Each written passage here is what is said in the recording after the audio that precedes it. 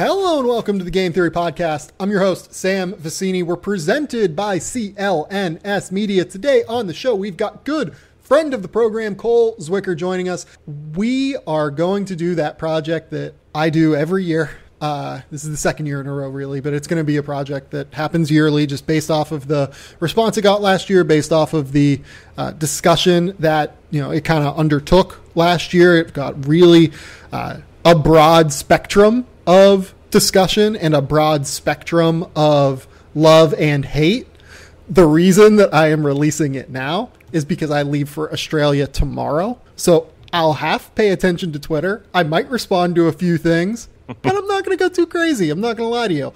Cole, how are you doing, first and foremost? I did this project with Dieter Kurtenbach last year. I have a good project coming, in 2 weeks with Dieter, where you'll be able to hear his voice. We're going to go through NBA over-unders together. And this is the first time you've done this, though. What was your initial reaction when I told you to go down this fool's errand of ranking the top 25 players in the NBA 23 and under? I started to put my affairs in order, figured I would go into witness protection, delete my Twitter, so while you go to Australia, I'm going to go completely off the grid. Yeah, I mean, you live in, Washington State. You can, I may have narrowed you down too far, I'm sorry. But, you can go in the woods, it's, you can find a good hiding spot up there.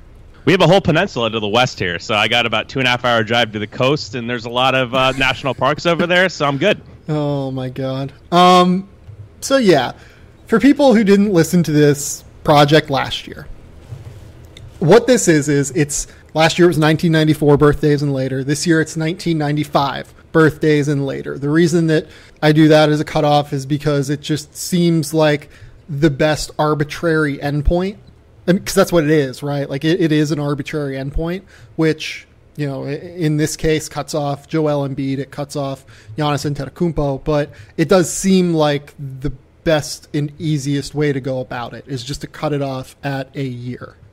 Yeah, absolutely. And I think it's all about consistency and applying that. So this list is hard enough, with the guys that are available. It just gets kind of difficult when you're trying to look for criteria to include. So having a hard cutoff like that, I think is the most fair approach. Yeah, I think so too. In terms of, so I think we have to start with, again, what we're looking for in this list, we'll say. Mine, and it is my list, by the way. Cole's here to discuss and yell at me when he thinks I'm wrong. And, thank you for that. Tell me I'm an idiot, or say hey, this is right around where I'd have this person. Probably more the former than the latter. But with this stuff, it has to be a combination of what you've accomplished already, what your upside is, everything in between, basically. There's injury history that goes in.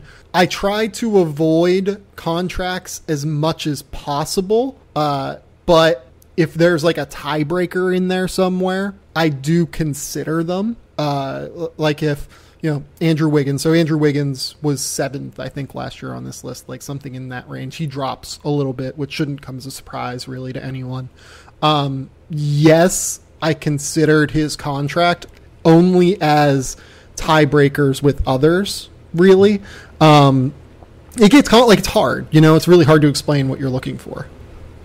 This is impossible to do, basically, because of that second aspect you said. A lot of these prospects are still in the developmental phase where a lot of projection is involved, and that's kind of why we're using just your list, even though it's your podcast. That would be why we would use your list, but also because we have differing opinions on how we project players, and I kind of think if that deviation between us might take away from the point of this whole thing, which is to kind of zero in on at least one of our perspectives on how these guys project. So I think that would do damage if, say, our deviation on how Wendell Carter projects, for example, that we don't want that to reflect on this list. So again, I guess we can go into really quickly the tiers. I always ask, and this is impossible to classify. We did the prospects list before. We did all the divisions. I couldn't even really define what tiers meant. I just had tier 1, tier 2.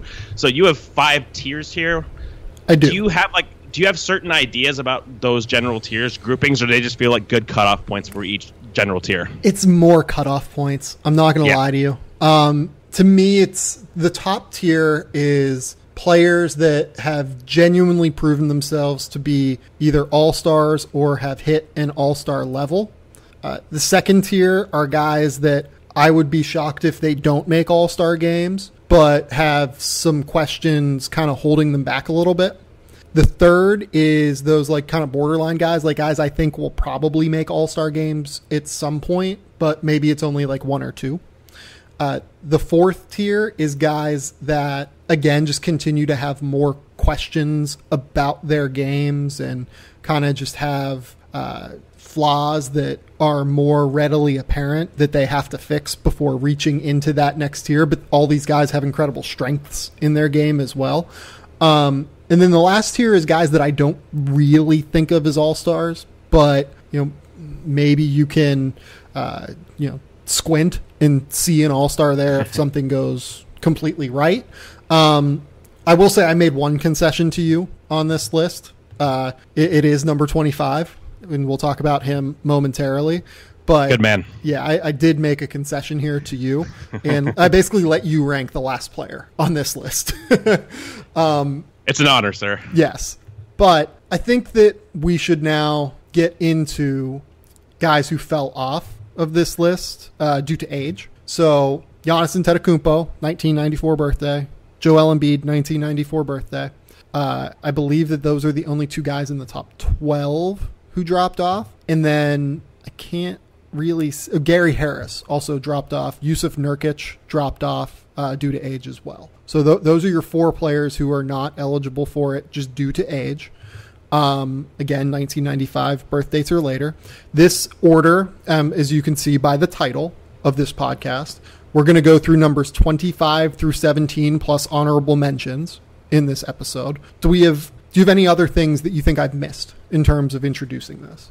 No, I'm glad you included Giannis and Joel just for context, because those are probably two of the 3 or 4 top guys on the list if they were to be included. So It's kind of important to note that to the audience, because everybody's going to want to know the top of the list with prospects, especially Bucks fans. Yeah, for what it's worth, those two guys would be the top 2 guys on my list. Yes. And last year, Giannis was 1, Joel Embiid was 3. I would have moved Embiid ahead of Karl Towns this year and had him at number 2.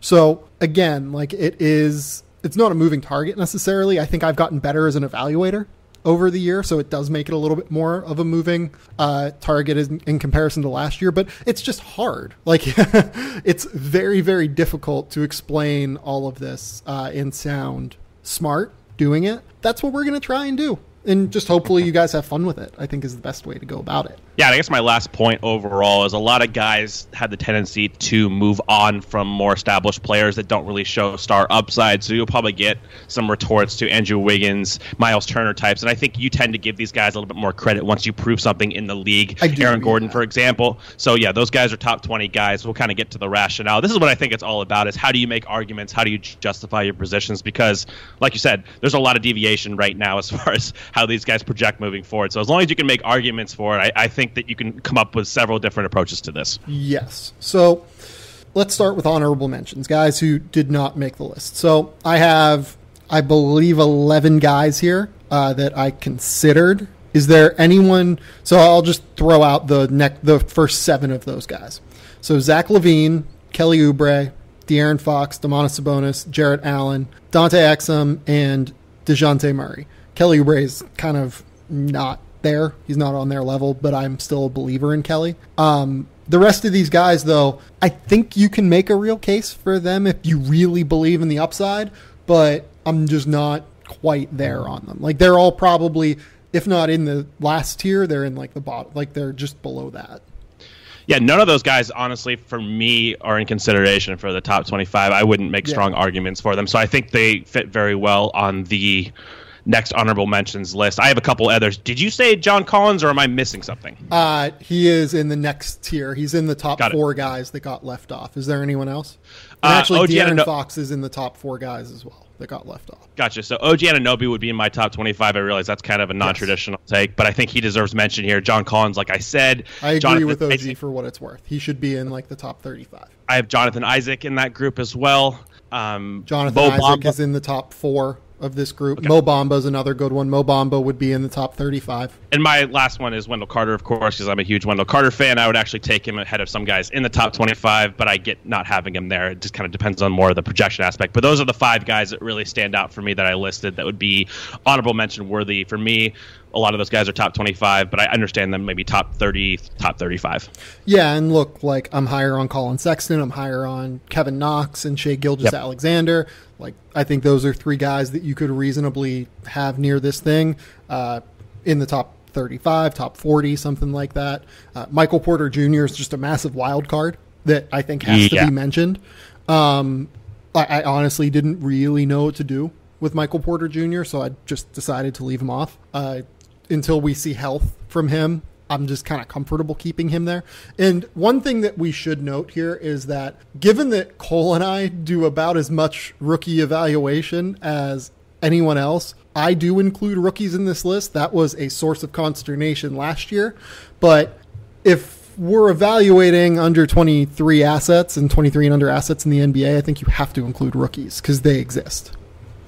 Yeah, I think we probably should have spelled that out a little bit better in the introduction, because a lot of people will come back with the response of, these guys haven't proven anything in the league, so why would they be ahead of somebody who has? And I think, again, all this, like, the first component of this is projection. The second component is more like what you've done in the league so far. So you have to address projection as well. Otherwise, I feel like you have to include rookies, because that's what this is all about, is evaluating guys moving forward. Yeah, and like, one test that we'll use throughout this thing is, would X team have traded X player for the number 4 overall pick or something like that? And I think that you have to think about that, like, whenever you're evaluating this. Like, if you're, if you're Orlando and you could have gotten the number 4 overall pick for Aaron Gordon before he hit free agency, is that something that you do? Yeah, that's a really fascinating question, of course, because Orlando, the new front office there, They might, but that's not what you're getting at. You're getting at the value aspect of it. So, yeah, it's tough, man. Who knows? Yeah, I think it's really, really tough. So the top 4 guys that I left off of this list, and really, I should include 5. Like, Mo Bamba would be, like, 5th. He'd be, like, in the top 30 for me, now that I think about this. Bamba was 30th. Or no, De'Aaron Fox was 30th. Bamba was 29. John Collins, 28. Jabari Parker, 27. And Jonathan Isaac, 26. Parker and Isaac were the 2 most difficult omissions. They were darn close to being just like a tie at the bottom. So I have Parker at 27 because of the contract. I used the contract as a tiebreaker. The team that would have him would only have him for 1 guaranteed year, 2 team control years at a $20 million price tag a season. Jonathan Isaac just didn't prove enough last year. Just didn't necessarily do as much as some of the other rookies and second-year players now that are on this list. So I just kind of, like, I can't have Jonathan Isaac over Kyle Kuzma, you know? Yeah, that's one of those things where he just hasn't shown enough in the league yet. I mean, Isaac was injured a lot of last year. The offense is still pretty far away. So I get that as far as justifying based on Kuzma's production his rookie year, which was incredible. So I think that's kind of like a tough one too. That's a tough line to walk, because I do feel like Isaac probably has higher upside just because his defense is more impactful. But what Kuzma's already done in the league offensively, you can't really ignore that. That's one of the production kind of established players that we talked about archetype. Yeah, and like, that's a situation where I think neither team would trade one for the other. But yeah, that's really interesting. Yeah, like, I'm comfortable just saying Kuzma because Kuzma has proven it. You know, like, he actually did something, and that's worth stating. Mo Bamba, we've talked about a lot. He's a rookie. De'Aaron Fox, we talked about on the last podcast quite a bit. To me, we're both still relatively bullish on De'Aaron Fox, but to me, he's more of like a top 12 point guard in the NBA at some point than like a likely all-star. Yeah, my outlook hasn't really changed on him as a prospect. I was a little bit more skeptical, but I'm still to the point where I think he's going to be potentially down the road like a quality starter. I just never really saw the high upside, so very fair placement for him. Yeah, and John Collins is a big riser here. I had John Collins as a lottery pick last year, but was not someone necessarily that I thought of when considering this list last year either. 10.5 points, 7.3 rebounds, 15.7 points, and 11 rebounds per 36 minutes. A guy that 62% true shooting percentage, was very efficient, was the same level rebounder he was at Wake Forest, which is unbelievable, was a little bit better defensively, as we mentioned within the last podcast, than I think he got credit for. He's developing a little bit more within his game. You saw at Summer League, he's a little bit more comfortable attacking closeouts. He's a little bit more comfortable shooting the basketball from 20 feet and out. I easily could have put John Collins on this list, I think, and it would have been fine. But my guess is that Atlanta would not trade John Collins for Trae Young. Like if they had to pick one or the other, I think the pick would be Trae Young. Yeah, I agree with that. I think that's all well put. I mean, Collins, based on talent, you could easily spin top 25 plus production his rookie year, and how he projects to not necessarily contribute to winning yet, because I think it's a little early for that. But overall, I just think he's going to be a quality NBA player. He's shown enough to where you can easily make a case for him top 25. I like his placement, though. I had him just like on the fringe of my top 25 as well. So I think we're locked up here.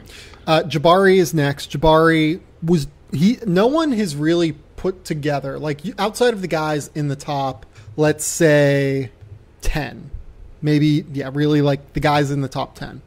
No one has put together a 51-game stretch as good as Jabari Parker's 2016-17 season, where he averaged 20 points, 6 rebounds, 3 assists, did so on a slightly above average league average true shooting percentage. Was a pretty good passer, again, as I mentioned kind of early, didn't turn the ball over.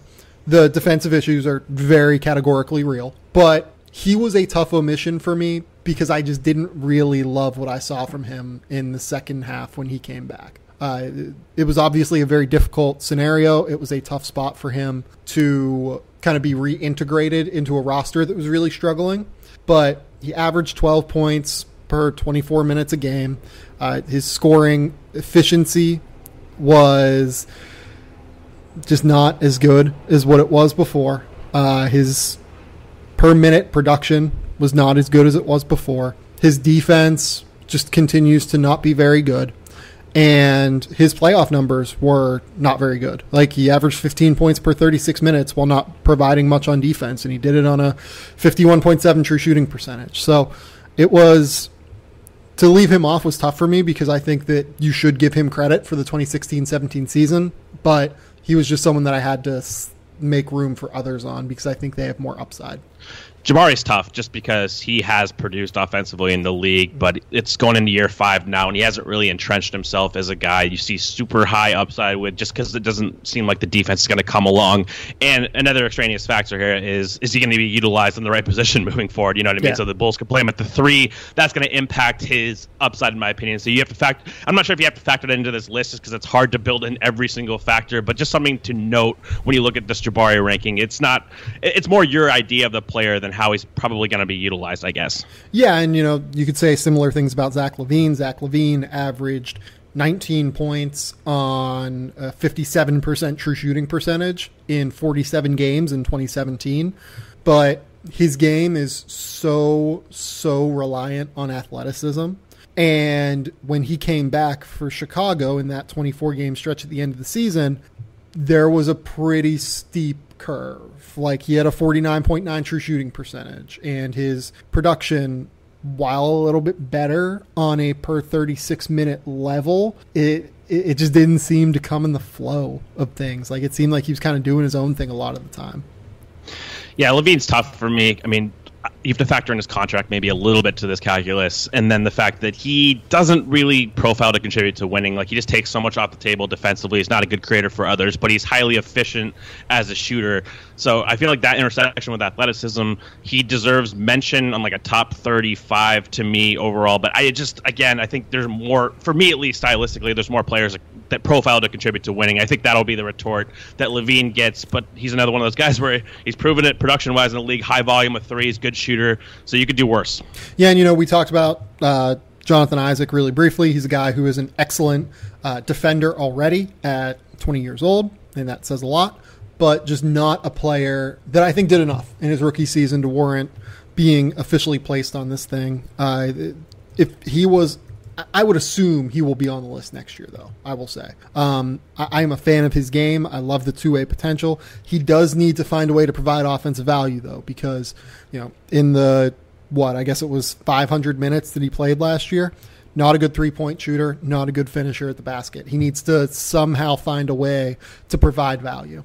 Yeah, if he shoots threes, he's a pretty easy inclusion into this. We talked about that when we did the Isaac pod with Orlando, and it's not really a definite there. I mean, he showed some progression as a pull-up shooter. We haven't seen it from distance yet, but I think he's a special defender. It just comes down to he didn't play enough minutes last year. He was banged up. He never really got into a rhythm. We'll see how he fits into this current Orlando roster, who don't really have any perimeter creators at a high level, so we'll kind of see how all the pieces fit. But I'm a huge fan of Isaac. I think his defensive potential, he's the best defender in that class, in my opinion. I think that's going to show long-term.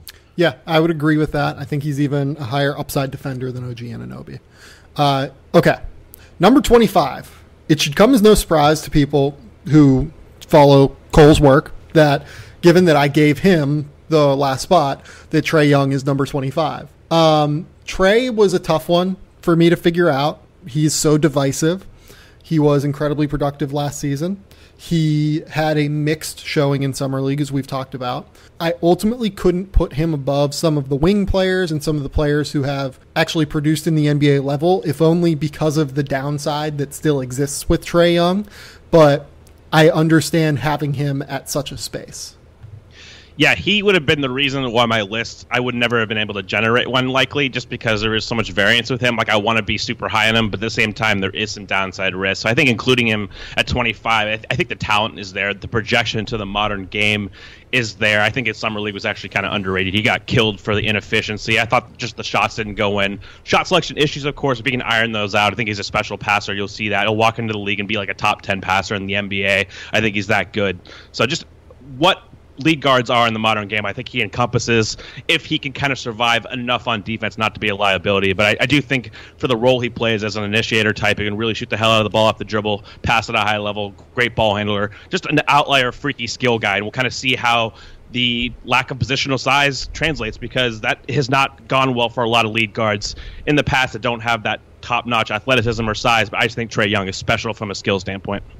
The big question for me in terms of watching him this year is going to be the shooting consistency, because throughout his career, even in high school, he was a guy who would go through these really dry spells shooting the basketball, and it would tank his efficiency overall. He can get really hot. He can score. He can knock down 10 threes in a 25-minute stretch, and he can go 2 for 20 in a 2-game stretch. So I'm going to be interested to see, with the longer three-point line, the more rigorous NBA schedule, does his body continue to allow him to shoot threes at a high level? I'm very curious about how his body holds up as well. I don't really have a lot of issues with his shooting. He is kind of sporadic, but I mean, when you look at his mechanics and you look at some of the other prospects, like, he's on a different level than basically, like, look at the 2019 guard class. I mean, not based on talent, but just on, like, shooting mechanics. It's not even close. Like, his mechanics profile well to 30 feet. I think he's really adept there. It just comes down to, does he take good shots? We talked about his ability to play off the ball at a higher level. Does he move off the ball? Does he create easier attempts for himself? I don't expect him to be efficient his rookie year, by the way. The thing that I always bring up, though, is just physical strength. I think physical strength is a very underrated thing when it comes to shooting the ball, especially over the course of a long NBA season, because you just need to be able to continue to put up shots. You know what I mean? And if your body wears down and gets tired, as we saw with Trae Young later in the college basketball season, which he's not going to have the usage rate that he did at Oklahoma. So I don't think, I mean, like, I wouldn't say I don't think he's going to get tired, but I think it is at least on the table, even if it's not the likeliest outcome. It is something that has to be considered, that, you know, just muscle memory in terms of jump shot and in terms of, you know, consistently getting your legs into the jump shot, consistently getting the same arm motion into your jump shot. It's tough if you don't have everything all 100% together. Yeah, I agree with that, and I think I'd agree for most prospects. Just with Trae, he doesn't really rely on a lot of jump shooting. Like, what he does is it's all about momentum. Like, he doesn't get a lot of lift on his shot. It's all about, like, his knee dip. You have to have leg strength to get it off, but I think overall his body generates the momentum with that. So I think that's why you can see him shoot from 30 feet despite not being very strong, is the fact that he relies so much on his input and his mechanics. So I don't really expect that to really change. I'm more concerned with, like, the physically. Can he get to the basket, not just as far as limitations athletically, but can he hold up? Can he absorb contact? Can he take the body blows that are necessary over an 82-game season? That's the biggest holdout for me overall, is how he holds up physically in that respect. I'm not totally concerned about the jump shooting overall, unless it just gets to the point where the rigors are high usage and his legs really wear down. So that's something to monitor. But I'm not as worried about his jump shot than I am about his ability to get to the rim and kind of sustain contact there. Sure. That's also something that is worth watching. Absolutely. And defensively as well, we need to see what everything looks like from him during his rookie season. But overall, as worthy as anyone else that we mentioned within the honorable mention section to be on this list, I think. Yeah, and again, this is a lot of projection because he hasn't played a minute in the NBA, and I understand his summer league is divisive, so it's just kind of one of those things where his projection in the modern game just stands out offensively, and we'll kind of see. Number 24, I have Josh Jackson here. Josh Jackson was 12th on this list last year, so he ends up dropping a little bit, which seems reasonable based off of his rookie season. He was very inefficient. I mean, 48% true shooting percentage on the whole season. A guy that had, if I remember correctly, despite, obviously having a great reputation as a passer and a playmaker coming into the league, had a pretty negative assist to turnover ratio and was not quite as good defensively is what we thought coming into the year. Having said that, you and I talked about him in the Suns podcast, which is the one that happened earlier this week. And the signs from really, I guess we can say January 3rd onward were very positive. Averaged 17.2 points, 6 rebounds, 2 assists a game, 44% from the field. Still didn't shoot the ball well, 28% from 3. But the flashes that he showed late in the year still earned him a spot on this list. And by late in the year, really it was half of his season. It was just the first half was so bad that I think it's hard to not let that play into the calculus. Yeah, Josh Jackson's been kind of fluctuating throughout his brief NBA stint as far as he started very slow, got better as the year progressed, and then we saw again in Summer League kind of look like a regression, but you can consider the context of that playing in a role that he's not going to play at on the main Suns team. So he's probably more of a divisive prospect because you look at him, you say, what does he project to do at an elite level at the NBA? At the main NBA level, and I'm not really sure what the answer to that is. Like, he's a good passer. He's not a great one. He's not a shooter. He has to expand his range. He has to get more consistent there. His mental approach has to be, I think, more of a guy who does all the little things. He hasn't really done that. He seems to be more of a shot creator type, even though he's not that efficient at it. I soured on him in the draft process. I still had him like 6 or 7 because I felt like the upside was there reasonably as far as being like a two-way wing. I still think he can get there. I don't think he's a defensive stopper type, but he's going to be a plus defender. So there's how many wings that can really conceptually have this level of athleticism that can dribble, pass, and maybe shoot a little bit? Not that many. So that gets the hope with Josh is he fills a role at the NBA level. He's not probably going to be like a star caliber player, but you hope for like a star role player type. Is the answer that he's an elite athlete by NBA standards? Yeah, I think that's defensible. I'm not even sure if he's really elite, though. I'm not sure if he's like high level, like the most elite. If he was that, it would be different. If he had this freakish level of on-ball defense, like if he was a freak lateral athlete, which he's not. He's a good leaper. I'm not sure if he's a great leaper. Like, he's not Zion Williamson, for example. Nobody is. No. But if he was that caliber of elite athlete, then I think you'd have a better case to rank him even much higher than this, just because you could consider the skill game catching up with the athleticism.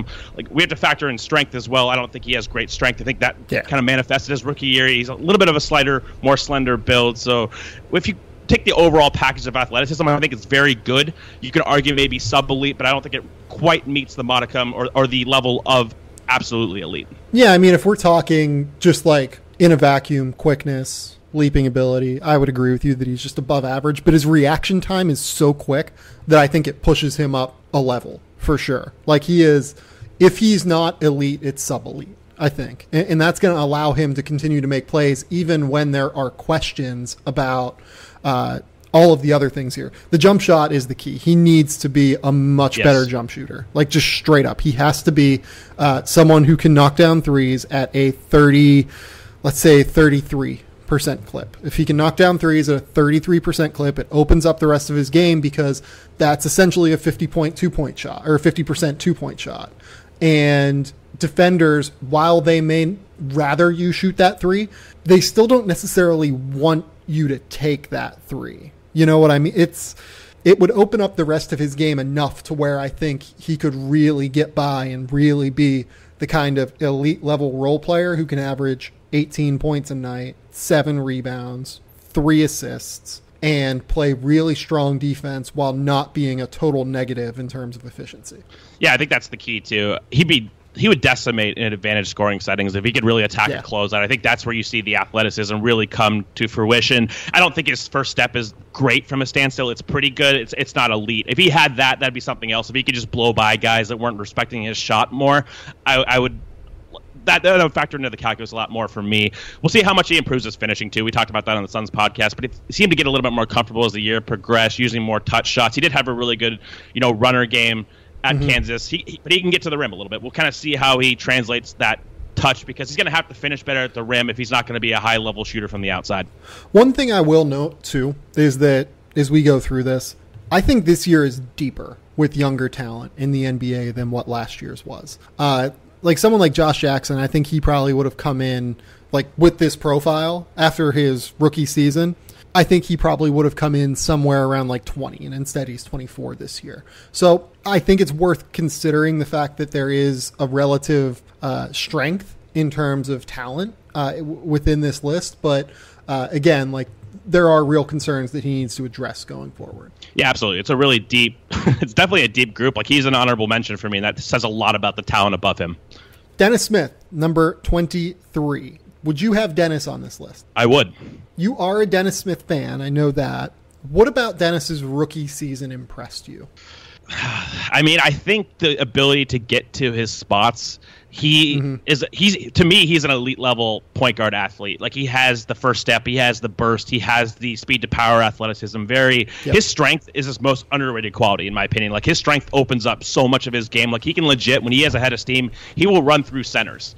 Like he's fearless. He will jump right into guys. His ability to use his body around the rim, I think it's going to compensate a little bit for the lack of length extension on his finishes. So with him, I see the athletic gifts at an elite level for a point guard. So that is what impresses me the most. He can create space basically at will. Of course, a lot of guys just leave him open on his pull-up right now. But as far as getting to the rim, he did that at a high level. So that's what stands out. Even though the setting was great, he had Dirk as a pick-and-pop guy. But he can get to the rim. He can get to his spots. Yeah, and when we talked about him within the context of the last group of podcasts, we talked about the fit more with Luka Doncic than we did just him as a player. So I'm a little bit more willing to really kind of delve into the weeds of his game. I liked the fact that he shot 31% from three. I know that that's a low number, and that's not something you should like, but it was honestly a better number than what I thought it would be. And it's largely because he's so good off the catch. And that's where the fit with Luka Doncic comes into play. He's going to be able to play off the catch a little bit more, be more of an advantage scorer, be able to get to the basket a little bit more, and hopefully be able to kind of drive and kick and spray the ball all over the place. Yeah, I think the off-the-catch shooting in unguarded situations last year, he was 94th percentile. We're talking only 63 attempts, but he was almost 50% on those. I really like his mechanics, like the sweep and sway. I think he gets good hip turn. His release is I've always liked it.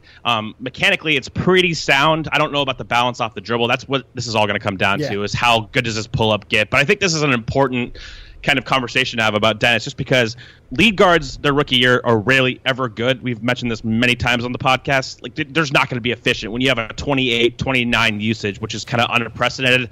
I wouldn't look at Dennis and say, yeah, his rookie year was a disappointment. Like, of course he wasn't efficient. I think you see all the stats about a guy over like a 25 usage who shot as many attempts as him. He was like one of the least efficient players in the league. That's not surprising. I think it's more analyzing what looks projectable moving forward. What are his strengths? How do you profile him to move forward with maybe less usage in a more optimal role when he picks his spots better? He took a lot of mid-range pull-ups.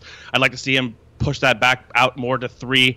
That's going to be the shot, though. Again, I think his passing meets a threshold of acceptable. I think he makes good, decent reads. He's not a high-level anticipatory passer. Of course, he's never going to be that, but he's a good enough passer. It just comes down to the pull-up game. If you have to chase him over the top of screens, that's really going to open up the rest of his game. Yeah, for me, it's all about how he finishes possessions more than anything. I mean, he gets space to score at will. Like you said, he gets to a spot with ease. The big thing that is concerning to me is that despite that incredible athleticism, he was a 26th% finisher around the basket. The lack of length is a real issue for him. One thing that I would like to see him do a little bit more is he has ridiculous hang time whenever he goes up for a basket, but I think he often doesn't necessarily take advantage of it. I'd like to see him change the angles on defenders a little bit more, go up for like go up to the left, swoop his right arm around and lay the ball in around defenders and change the angle on rim protectors.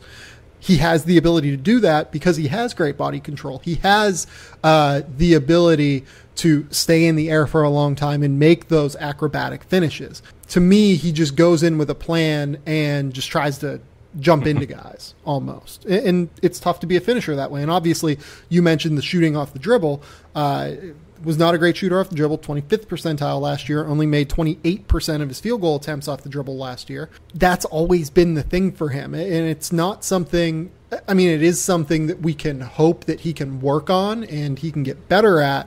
But if we're looking at things that, might have just been a blip or might have been just small sample size issue, this isn't really a small sample issue for Dennis now. Like he's always struggled to shoot it off the dribble. And, in terms of finishing at the basket, if he wasn't dunking the ball, we haven't really seen him, make these crazy acrobatic, wild finishes all the time. So how he develops as a play finisher is ultimately going to be the thing that tells the rest of his career. And you didn't even mention this, but he has no runner game right now whatsoever. Second percentile in shots off of floaters, runners, etc. Only made 19.6% of them on over 50 attempts. Like he is going into the paint looking to score at the basket every time, and that he needs to continue to add to his repertoire to be able to finish plays consistently and efficiently.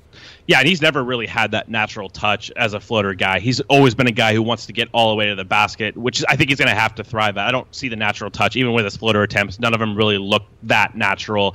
He's got to pick his spots better on drives, like as far as kickouts and just forcing shots at the rim. I think like 2 or 3 months into the season last year, he led the league in getting his shot blocked, and that really pops when you watch him play just because he wants to get to the basket every single time. That just comes with more timing. He's got to get better at seeing that weak side guy and just getting a better balance on when to take it all the way to the rim, when not to. Maybe that'll come in time, maybe it won't. He's got to get better at drawing fouls, too. That's something with the rookie league guard class last year, is they just got to get more natural as far as sweeping through, getting fouls drawn. That's a really easy way to get easy points. Only 2.8 free throw attempts per game last year. Exactly right. And I think he's got to be better than that. His athleticism, he can get to his spots.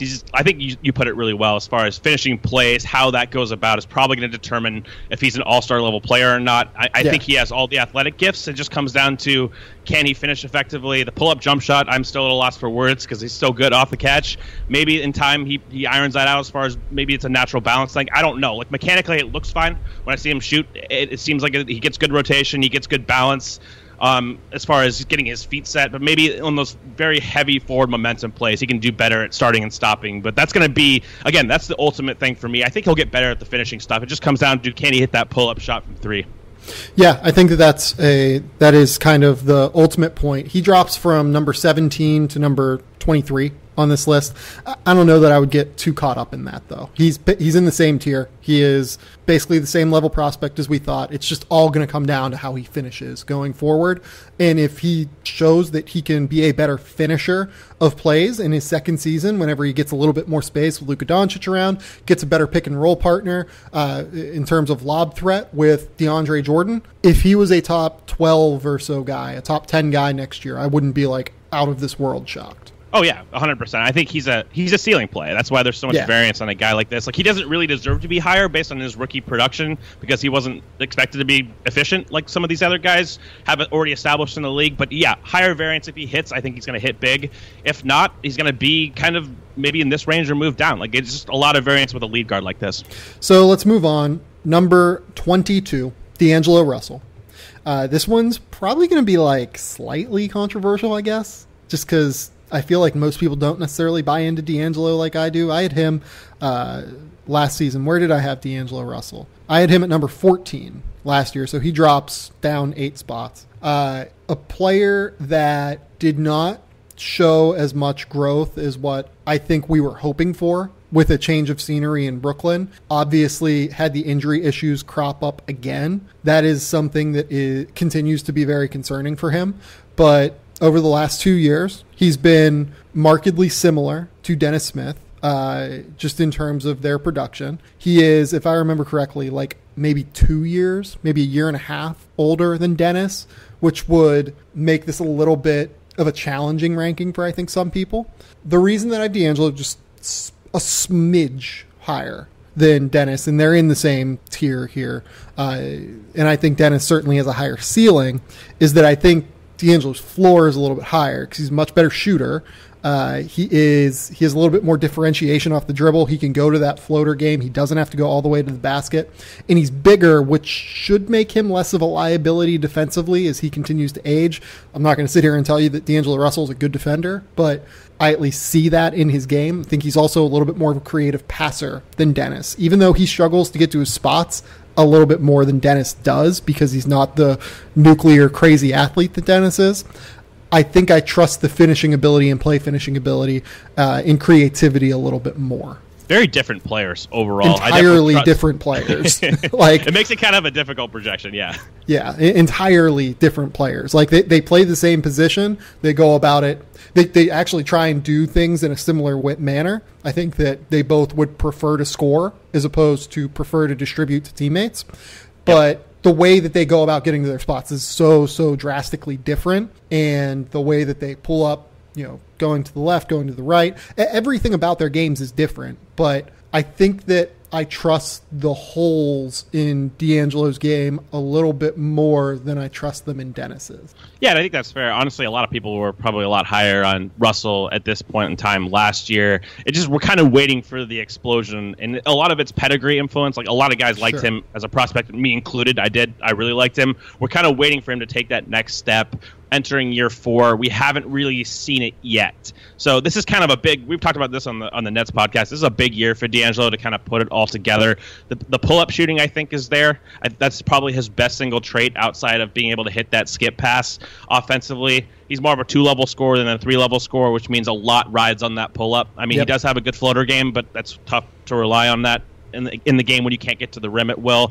And I like the defensive point. I mean, D'Angelo definitely lacks foot speed, but he's big enough to where I'm not sure if he'll be absolutely headhunted. That's an interesting dichotomy between D'Angelo's size and Dennis Smith's strength. I think Dennis is just stronger than D'Angelo, even though D'Angelo's bigger. But again, I think you can just shoot right over the top of Dennis for the most part on switches and stuff. So that's it. Neither of those guys are a good defender, so that's important to note. Like, you contextualized it. So it kind of just depends on. I think the right way to put it was how you did, as far as maybe D'Angelo's shooting is a little bit more bankable, even though Dennis is a good spot up shooter. I definitely trust D'Angelo's pull up at this juncture more. So it kind of honestly relies a little bit on what you prefer from a modern lead guard, because both can play off the ball a little bit. One can get to the rim. One's a better pull-up shooter. So it's very close. I would side Dennis because I think the upside there is there, and D'Angelo going into year 4, he's had a little bit more of an established sample to prove himself. But again, I'm willing to move with pretty high variance on D'Angelo after this season, but this is a big one for him. Yeah, so when I look at D'Angelo, I mean, it would come as a shock, I think, to most people that D'Angelo Russell finished at a better clip at the rim last year than Dennis Smith did. Certainly much better at runners. Like, 47.5% on runners versus 19% from Dennis. As a shooter, you bring up the jump shot off the dribble. Like I said, Dennis made, if I remember correctly, like 28% of his shots off the dribble. D'Angelo is at 39% of his jump shots off the dribble. Again, like I don't think it's an argument that he has better vision than what Dennis Smith does, right? Yeah, I think vision, D'Angelo has the advantage. Decision-making is very interesting if you want to combine those two players. I think that is where it's much more equal, but I think D'Angelo has better natural vision for sure. And, defensively, you can do a little bit more with D'Angelo as long as he's engaged. The two things that still continue to scare me about D'Angelo, and look, like, you can't sit here and say that Dennis is a picture of health given the ACL tear in his last year of high school, but, like, D'Angelo's knees scare me long-term. They really do. The fact that he continues to just kind of miss games in chunks, realistically, they scare me. This scares me a lot with him. And it ultimately is what tempered the fact that, despite the fact he averaged 3 more points or 2 more points per 36 minutes and was much better passer per 36 minutes, like, it's what kind of held him back, despite kind of doing the same thing that he's always done when I had him at number 14 versus where I have him right now. Yeah, injuries factor in. For me, it just comes down to a lot of it's just decision-making, just playing smart basketball. If he can do that, I mean, I think people got caught up a little bit too much in the flash plays in college, the passes, the vision stuff in open court, like some of the bounce passes with spin, and it just hasn't really carried over to the pros as far as being a consistent decision-maker from the lead guard spot. You'll get some pushback maybe, like wanting him to play more off the ball as a 2 guard. I think there's some merit to that, honestly, just with his inability to get to the rim consistently. But I do think that ideally you want him at the lead guard at least to play on the ball a little bit, start there and be like your de facto point guard. So I think with that's Spencer important. Dinwiddie's great because of that. Yes. Dinwiddie can get to the rim, much more explosive as far as first step. You can kind of have that. Maybe that's his feature as far as a backcourt partner, someone who can get to the rim but also retains that size element. So you can have like a bigger starting backcourt, and D'Angelo can kind of shift around and guard the worst maybe opposing offensive player. Yeah, no, I agree with that.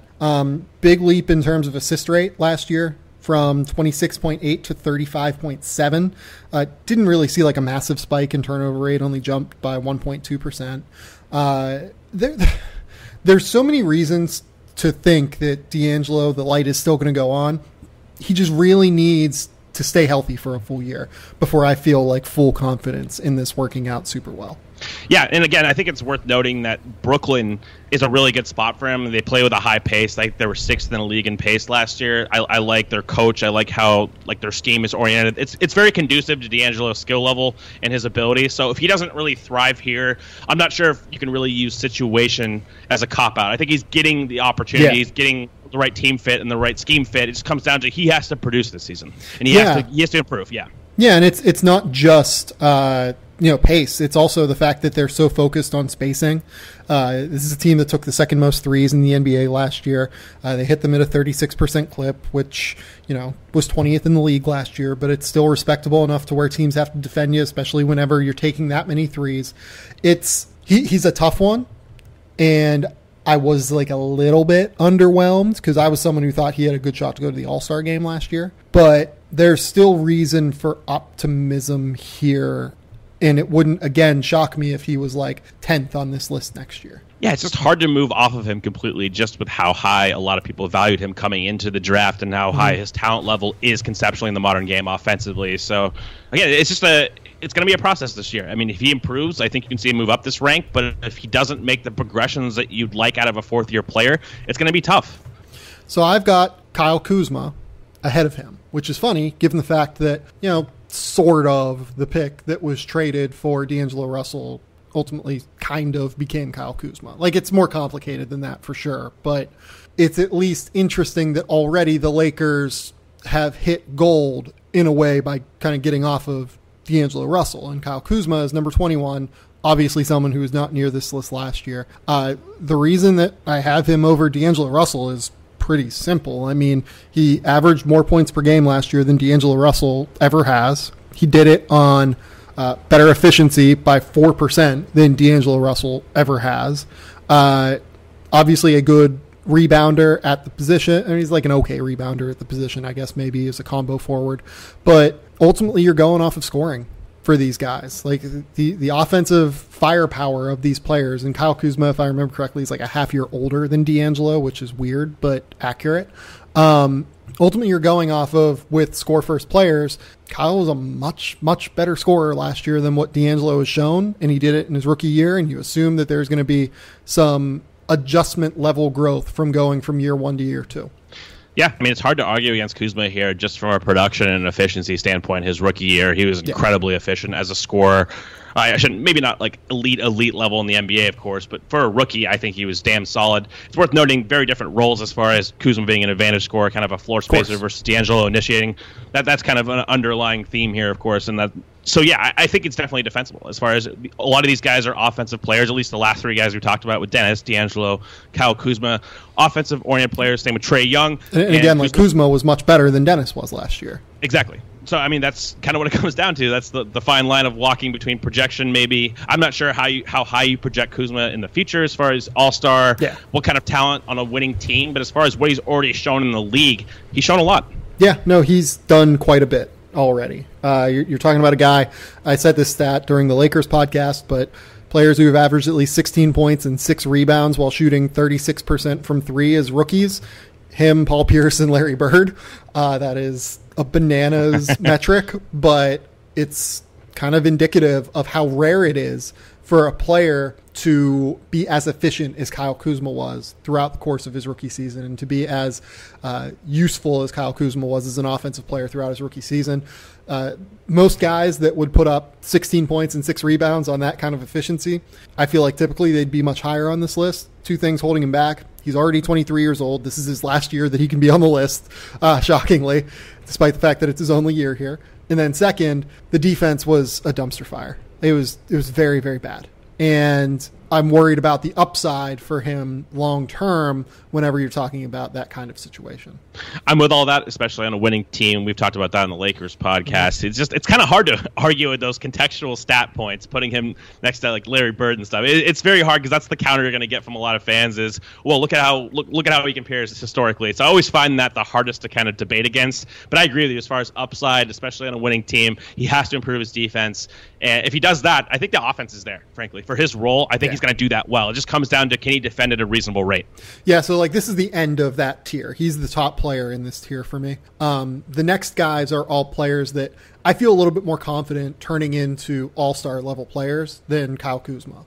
That's not something that I mean to disparage Kyle Kuzma. Again, he's an unbelievable player. He worked his ass off over the course of last offseason to get to where he was so useful as a rookie. The fact that he is number 21 on this list is unbelievable to me. I had him at like number 45 or 50 or something on my draft board. And yeah, I'm an idiot for that. But yeah, he is so far exceeded what was anticipated, even by the Lakers, I would imagine, when they took him, that, you know, he's very well deserving of being here.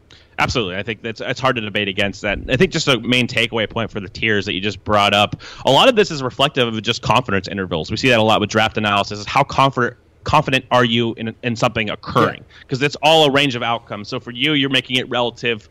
It sounds like mostly to All-Star game as far as that kind of impact. So I guess that's important to suss out for the listeners. Yeah, and like it's all an expected value equation, right? Like again, like Dennis's upside, for instance, to me is considerably higher. Like it should come as no surprise that Lonzo Ball is on this list and he's a little bit higher, I guess. But to me, Dennis's upside is higher than Lonzo's. Yep, and that was the son of a bitch for me at the draft. I mean, you're ranking these two guys, and it was like, I expect Lonzo. I always thought Lonzo was going to be a good player, potentially a really good player, but doesn't have the absolute ceiling outcome that maybe you covet in the top 5. But his floor and his median outcome are so damn good. Yeah, and I mean, again, like you're talking to someone here too that exceedingly values, maybe more than most people do, floor outcomes. I do think that floor outcomes are very, very important whenever discussing players because they do give you a very strong basis of trade value. They give you a very strong basis of a player turning into something at least good as opposed to being more of a question mark going forward. Absolutely. And I think for me, I value floor, but floor is in valuable areas. And Alonzo does that as a team defender, as a decision maker. Yeah. Every elite team needs good decision makers on their team. And like we talked about with the Lakers podcast, it's hard to do better than Alonzo for a young guy. Yeah. So let's move on. Number 20 here in this fourth tier. He's the last guy in this fourth tier. Miles Turner. I had Miles Turner, honestly, probably a couple spots too high last year, but I did have him at number 9 last year on this board. I was surprised by the lack of growth that he showed to the point where, as I was putting this together, and like honestly, he took a step back. Like there's no real ifs, ands, or buts about it. But like, I was surprised by the internal dialogue that I was having, saying, realistically, how much better is he than Domantas Sabonis right now? Yeah, we've talked about this in the playoff podcast we've done in the Pacers as far as they give you different dynamics. Yeah. For me, like Turner is one of the hardest guys. He's like kind of in concert with Aaron Gordon, even though I feel better about Gordon, of course, as a player. But I liked how you rank these guys back to back because they have established enough in the league, but I don't really see the same caliber of upside necessarily materializing. Like Turner conceptually is a really, really valuable player. I still think he's going to be a good player, a very good player, but he's not the best as far as space defense. He's not the best rim protector. He's a great shot blocker, but not the best instinctually there. And offensively, this is why you're considering Domantas Sabonis in this calculus. You're not really in this list, but just saying your comment. I considered Domantas Sabonis. Like I said at the top, like I looked at him and I was like, okay, like if I'm putting Miles Turner on here, I at least have to consider like Domantas Sabonis. Yeah, and I think you're doing that because of Turner's maybe offensive limitations as far as a playmaker. He's not a good passer. Yeah. He's not a good ball handler. So that's important to suss out here. But Turner's just been an established young player, young prospect in the league. It's hard to devalue him too much, even though I do see there are probably 25 plus guys easily on this list that I think have higher upside.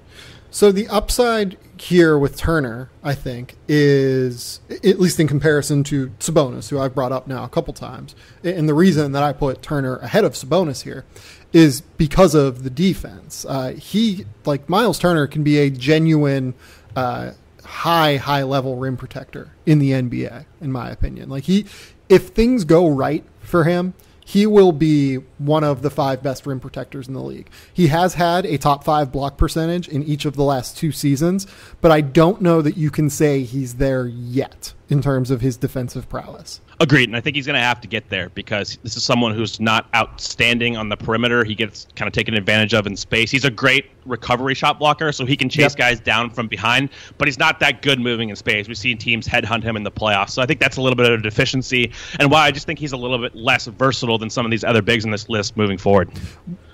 It's the thing with Turner that I think disappointed me most last year was just generally the lack of growth in, it seemed like, any real aspect of the game. Like, can you point to a thing that he got better at last year? I cannot. No, nothing really stands out above anything else. Like, he took more threes per game, but like he didn't really do it. I mean, a little bit higher efficiency. That's maybe good to see. Is it seems like the 3-point shooting is pretty real as far as being an above league average 3-point shooter, which is really good for a big. So maybe that you look to a slight progression, but I do think he didn't evolve. He didn't improve his game to a level that suggests that he's going to be this outlier developmental curve guy. Yeah, so like he defended the basket at 59.8%, which is like slightly below average. He does contest a lot of shots. Like it's definitely worth pointing out. Like he gets to more shots than most people. He was second in the NBA last year in shots contested at the basket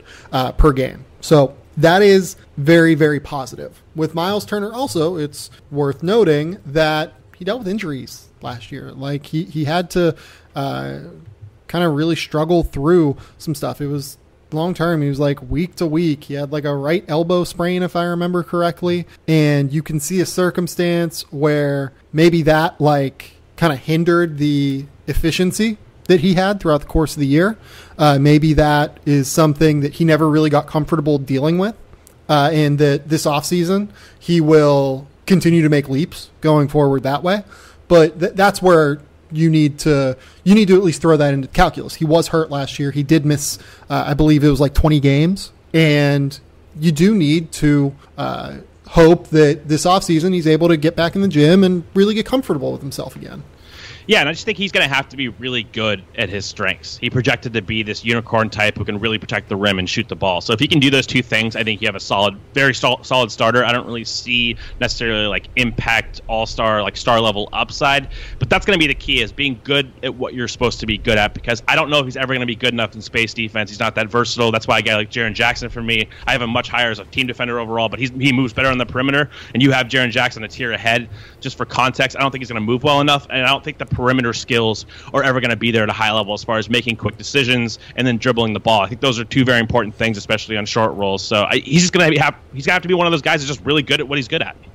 So I think that like the hope is that he is at some point, not like this year, but I think the hope is that he turns into the third best center in the Eastern Conference, right? Like behind Joel Embiid, behind Kristaps Porzingis, and then like kind of sits in that tier with Andre Drummond and maybe is a little bit more valuable because they bring different things to the table. Like that's kind of the hope, right? And then Mohamed Bamba will be in that mix as well.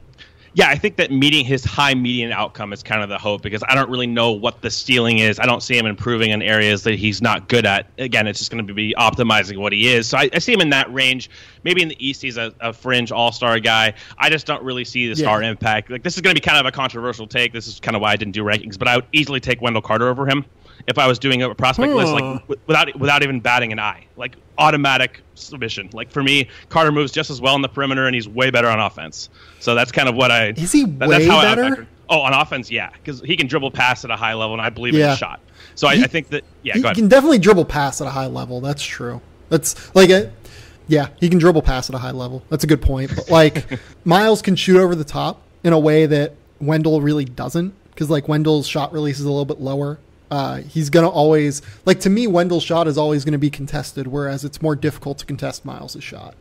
I do think that Miles does have an easier time shooting over the top on that elbow jumper where he can just turn and face over the top. Wendell showed a little bit of that in Summer League. He can hit fadeaways. He's pretty fluid. I think he's good enough at it where it's not like a huge advantage point for Miles. And I do think the dribbling and the decision-making is really, really stark as far as difference on the offensive end. That's definitely true. And it is worth noting here now that Miles Turner, we're on 3 years in a row Points per 36 minutes, 16.3, 16.6, 16.2. Rebounds per 36 minutes, 8.7, 8.3, 8.2. Assists, 1.1, 1.5, 1.7. So decent growth there. But blocks, 2.3, 2.4, 2.3. Basically is kind of the same guy as when he entered the league.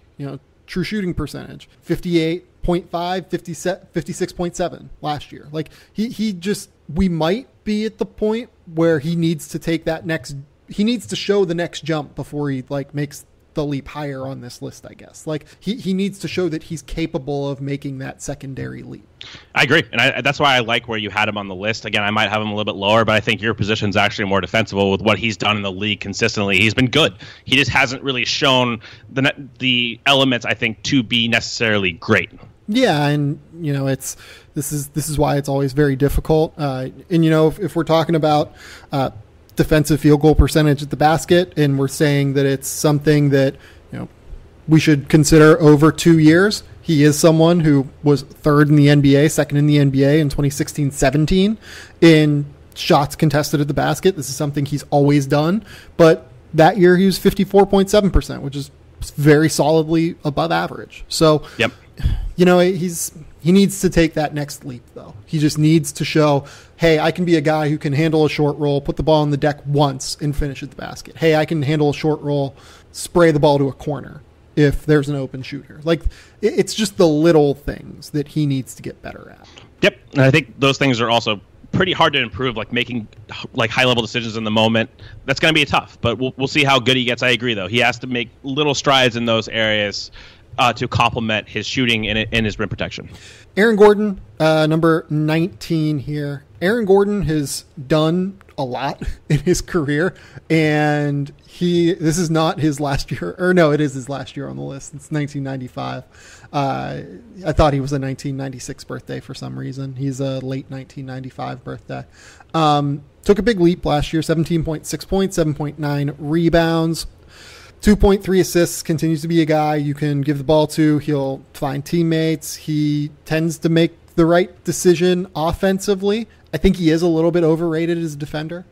He does have the athleticism, though, to where he can be very switchable. He has the strength to where he can guard a lot of different player types, despite the fact that I think he's 230 pounds. So there is a lot of room for growth with Aaron Gordon, but he does need to continue to kind of make that next step upward. Yeah, he's a guy that's really solidified himself in the league at a young age. You can't really argue with what he's done.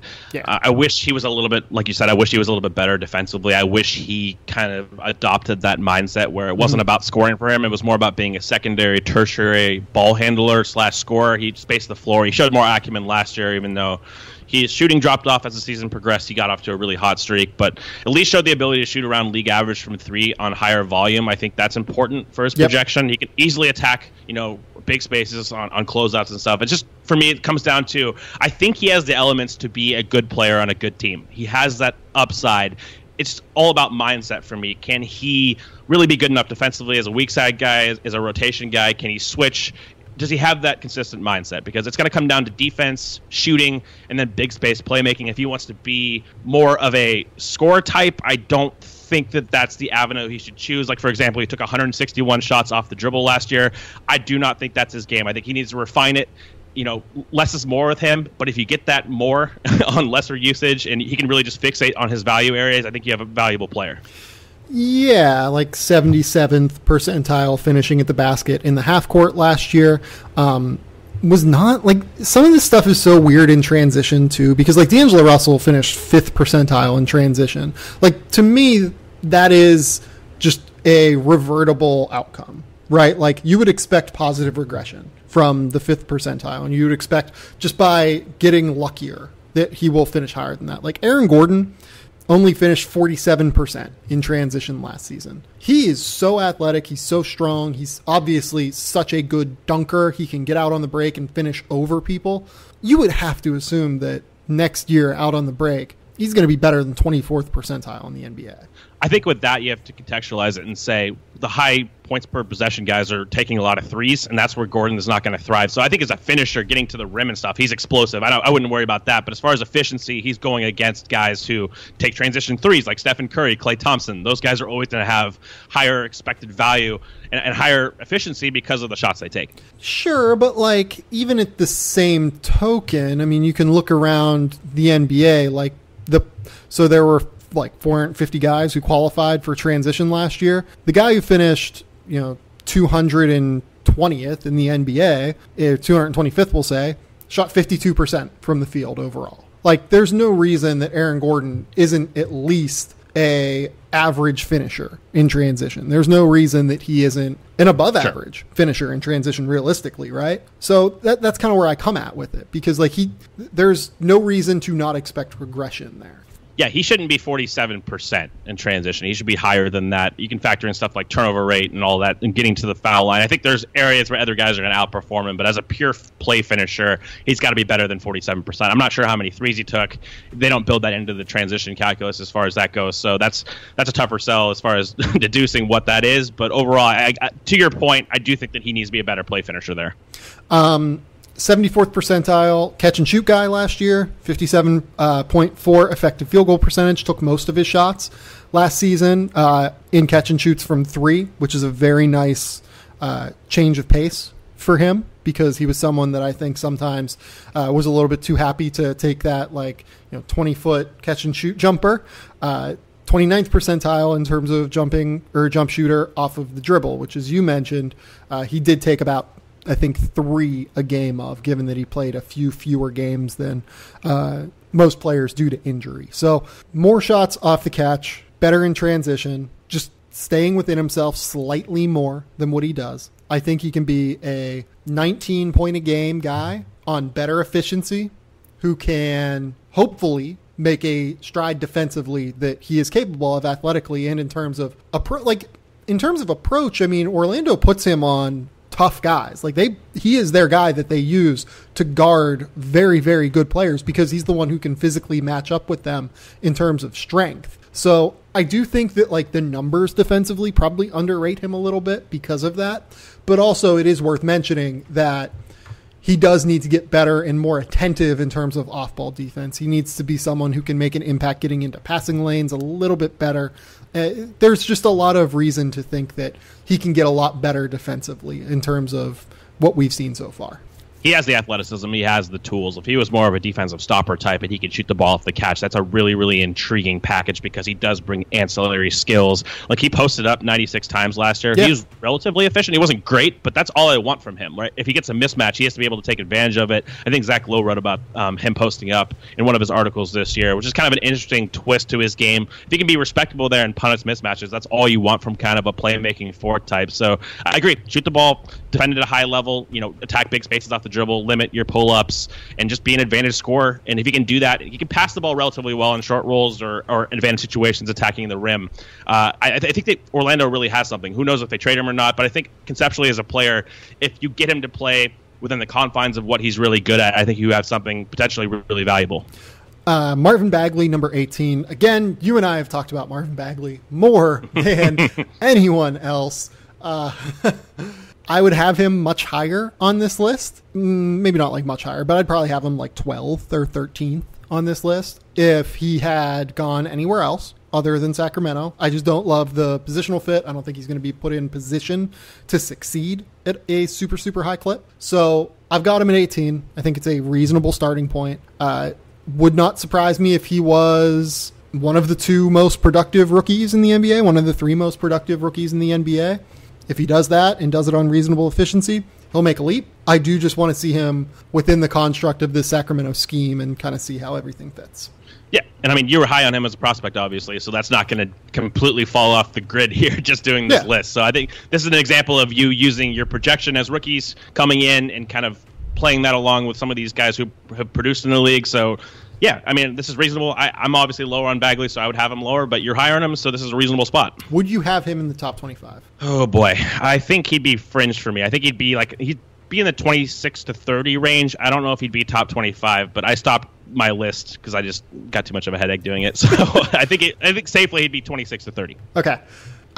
Do we really need to talk like a crazy amount about him? No, I mean, we talked about him ad nauseum as a prospect, and then we talked about his fit on the last podcast with the Kings. Everybody kind of knows now what our positions are, how we view the Kings' outlook. I think that I'll just say this, I originally ascribed to what you said about his production as a rookie. I'm getting a little bit more tentative saying that just with how he's going to be utilized. Like, I think you'd be absolutely right if he was played more at the 5 offensively and optimized. I'm just not really sure he's going to do that. So for me, it's a wait and see. We'll kind of see how he progresses. I think his defense in Summer League was a little bit better than we expected, especially on the ball. So I get your position is defensible because I know it in and out by now, talking about him ad nauseum. But I'm a little less bullish on just the production as a rookie, just because I'm not sure if he's going to be put in the right situation to succeed, as you noted. You mean to tell me that Marvin Bagley playing the 3 does not interest you? I'm going to take a check. I'm good on that.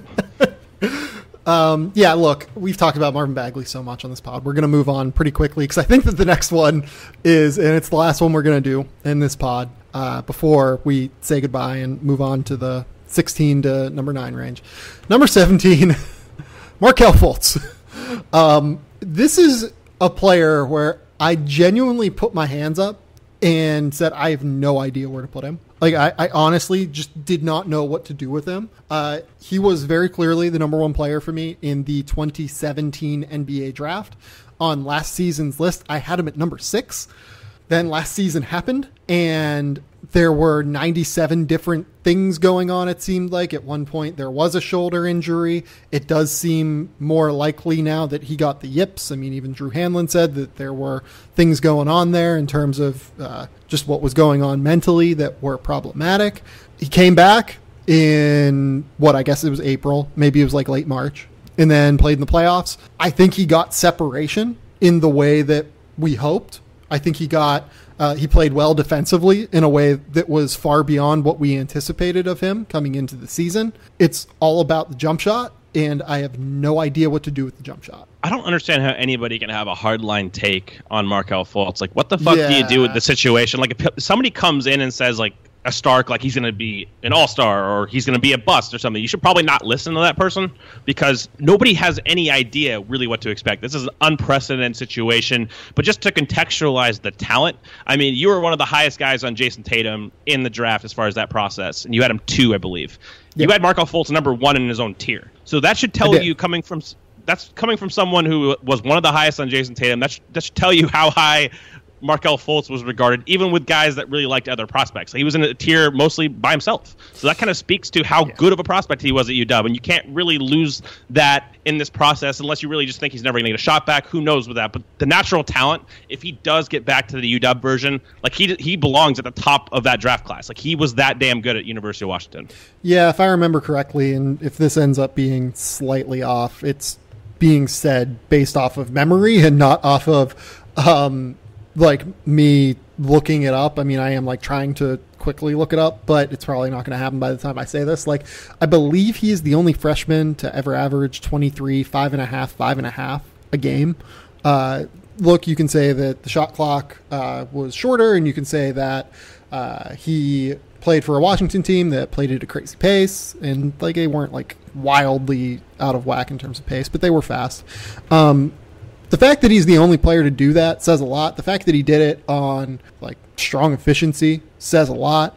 And the fact that he was a 41.3% three-point shooter when he took a ton of shots off the dribble says a lot. Like, I get all of the concerns, and if you wanted to put him off of this list because you just don't buy into him coming around mentally, I would ask you what your sources are and ask like how you know that's not going to happen. But I'm still buying in on some level to where he has to be in the top 25. Like, he's just too good to me. And like, I'm going to get an incredible amount of shit from Lakers fans for having him having him above Kyle Kuzma. I get that.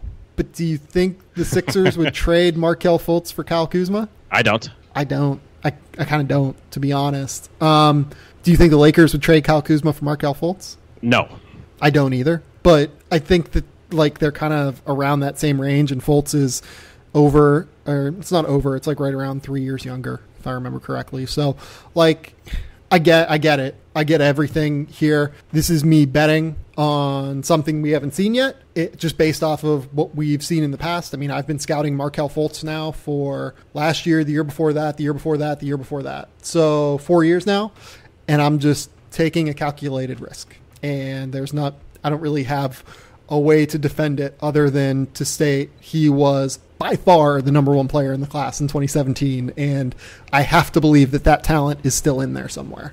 Yeah. And I mean, Markelle, this is an unprecedented situation. There's no way to really have a hardline stance. Again, it's kind of like he's on his own separate list. It's like guys who, if he does hit, we know the talent level. Yeah. If he never gets a shot back, then yeah. Even if he never gets a shot back, he's never going to be high on this list, because that's the number one thing. Like, he has his pace of play with his dribble is special, in my opinion. Like, his deception, we've talked about this. But if he doesn't have his pull-up, it doesn't mean as much. If he can't play off the ball in Philadelphia, it doesn't mean as much. So it all comes down to the jump shot, and there's just no way to really have, a good idea of what's going to manifest there, because when's the last time we've dealt with a situation like this, as far as a player getting the yips, somebody who was an established shooter, not like a knockdown shooter at the college level. He did struggle from the foul line. I didn't think he wasn't like the best shooting prospect ever. I mean, we should tell that. But like, he was very capable, and that opened up the rest of his game. So the talent level, if he comes back and he's prospect Fultz, he's easily a top 10 prospect on this list to me. If he doesn't, he's not on this list. So that's kind of what we're dealing with here.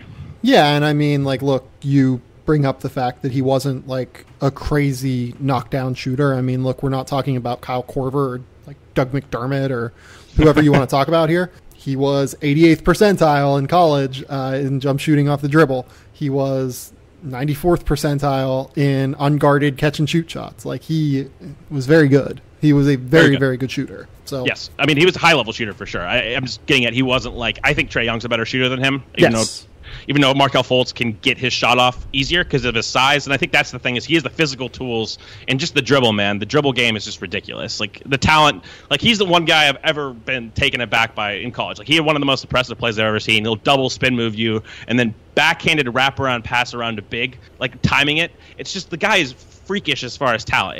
I just really want to see it, man. Like, I don't really pull for any team, but Markelle, I watched him a lot at University of Washington, being local here, and that kid's the real deal, I think, as far as a talent. So I just hope we get to see that, and the people who didn't necessarily watch him in college get to understand just what we are all seeing as a prospect. Yeah, I mean, I'm certainly rooting for him. I don't, journalistic, quote unquote, whatever, integrity be damned. Like, there's no reason to not hope that everything goes forward here with Markelle Fultz, and that he figures things out. Like, I don't know why someone would root against him. You know what I mean?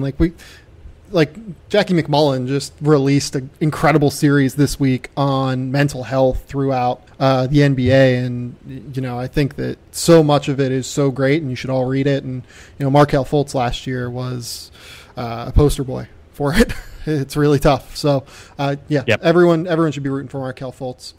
This is it. We're going to stop at 17 on this episode. Next week there will be number 16 through 9, number 8 through number 1. We're going to record them all ahead of time because obviously I'm leaving to go to Australia. Any final thoughts here on 17 through 25?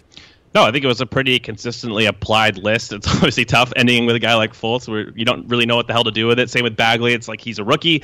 But as we explained in the introduction, this is kind of what you have to do. It's a juggling act. So I think that, it's a good list. Yep, no question. Cole, tell the people where they can find your work. As usual, on thestepien.com, we're having a piece come out tomorrow on 5 underrated incoming freshmen in the class, so stay on the lookout for that and continue to listen to this podcast. Is one of them Kobe White? One of them is Kobe White. I strongly agree with that. I think Kobe White, I've been saying for a while, is maybe a one and done.